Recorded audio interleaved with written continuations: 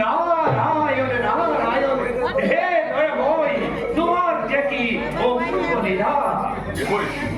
মুনিবর ইমান আনন্দিত হওয়ার কারণ আছে মুনিবর কারণ আছে বিশেষ বিরক্ত করিবলৈ আপুনি মোক অমৃতলৈ যোৱাৰ উদ্দেশ্য দেৱঋষি মুনিবৰ কৈছিলো মই লক্ষ্মী নাৰায়ণৰ চৰণ যুগল দৰ্শন কৰিবৰ ক্ষেত্ৰত আৰু আমাৰ ভক্তি তুষ্ট হৈ মাতৃ লক্ষ্মীয়ে এই মালাধাৰী আমাক কৰিলে অৰ্পণ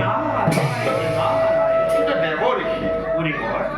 আমাৰ দৰে তপস্বীৰ গলত সেৰে অমূল্য ৰত্নই নকৰে শোভাবৰ্ধ এই মালাধাৰী দেৱৰাজ ইন্দ্ৰৰ হাতে অৰ্পণ কৰিম বুলি মই চৰকাৰ ইয়াত আপোনাৰ মতামত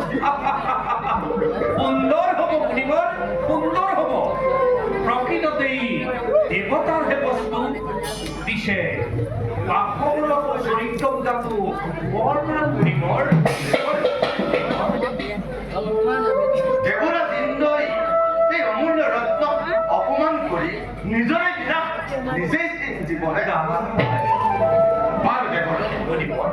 দেখা যাব সময়ত বাস্তৱৰ কেনে ব্যৱহাৰ বাৰু দেৱৰাজ মুনিবৰ এতিয়া আমাক আজ্ঞা দিয়ক যাওঁ আমি স্বৰ্গা যাও যাও মুনিবর